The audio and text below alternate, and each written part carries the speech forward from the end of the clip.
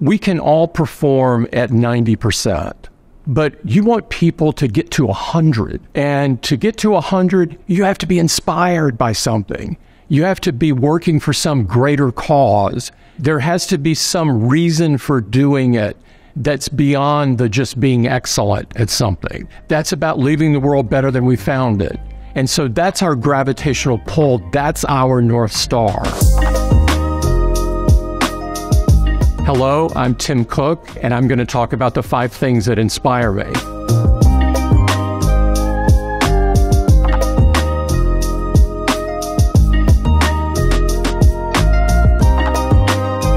One of the main things that inspires me are customer notes. I religiously look at customer notes every morning, starting around 5 a.m. or so. If you're in the business like we are of creating technology that really enriches people's lives, you want to know what it's doing. You want to know how people are feeling about it. I get some of the most heartwarming notes.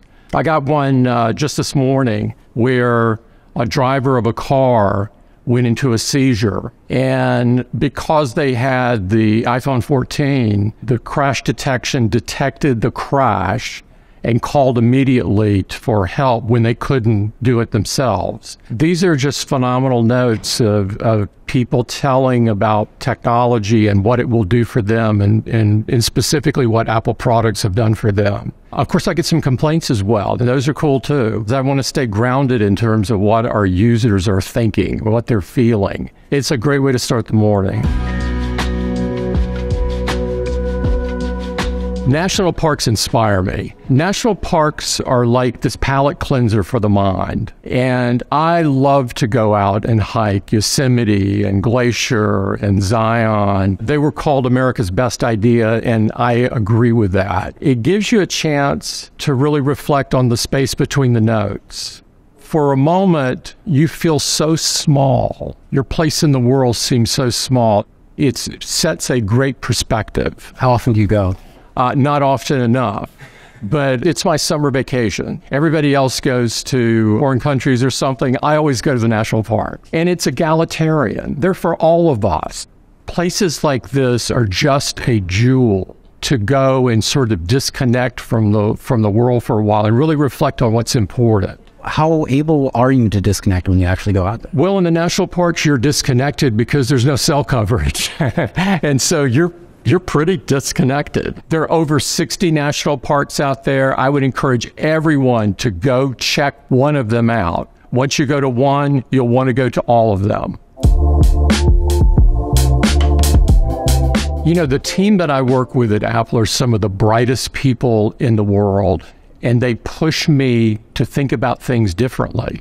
You know, to push me to look at something from a different lens, debate me on topics. And I love this. I think it's a very necessary component to stay inspired. I mean, having somebody push you, to push your thinking, to tell you that you're wrong, to tell you there's another way to look at it, there's another lens that you should view a issue by. These are jewels. These are things that we should all be happy for, not sad that somebody's disagreeing with us. You wind up with 1 + 1 = 3 when you're with a really great team. It's amazing what you can accomplish. I really mean the entire Apple team. You know, I can go out in a retail store and the retail teams inspire me. So whether I'm in a store or I'm working in the office, it's the entire team. How do you keep your team inspired? Well, that's a good question.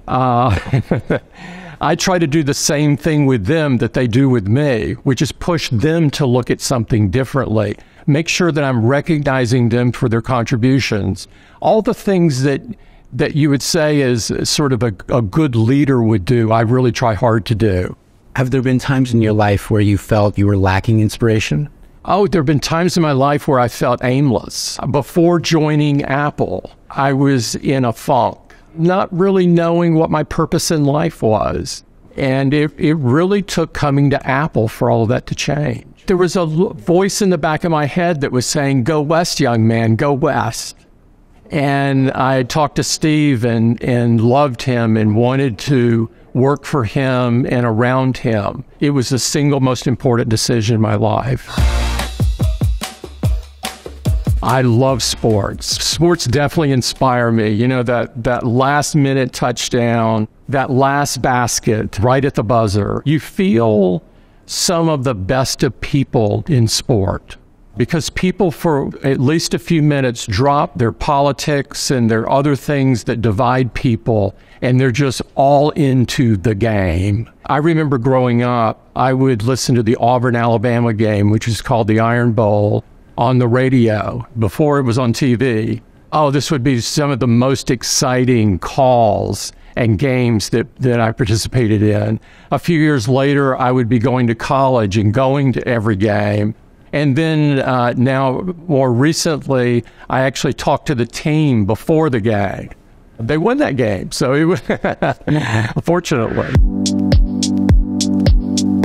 Young people really inspire me. I think you need to work with people from all different ages because people can inspire us that are 12 years old and 20 years old and 90 years old and 100 years old. I don't believe in staying to your peer group, so to speak. I look at the younger generation and I see a group that are not married to the old dogmas of my generation. They don't accept that things can't be a certain way because they were never that way. They want to change the world. I visited Beirut with Malala, and it was the most incredible round table that we had with a group of refugees. She wants to help 100 million girls get an education that are denied education today because of their gender. And I think she will do it, and we're going to help her. I look at people like that just won't accept things as they are. I get very excited about it, whether it's the environment or human rights or just treating people with dignity and respect. I grew up in the 60s and the early 70s is when, during some of my formative years, and I grew up with heroes like Dr. Martin Luther King and Bobby Kennedy, people that were really pushing the boundaries on human rights and just trying to build a more just world where everyone is treated with dignity and respect. Do you think about the way you present yourself, knowing that young people also look up to you as a leader and as someone to model themselves after? Yes, definitely. I had young people reaching out to me back in the 2010, 2011, and so that had read on the internet that I was gay, and they were on the verge of making terrible life decisions of suicide and so forth because they were being pushed out by their families and friends, and really, really wrenching stories. And I decided then that the best thing that I could do was to be clear about myself. It was the catalyst for me writing the essay that I did in 2014.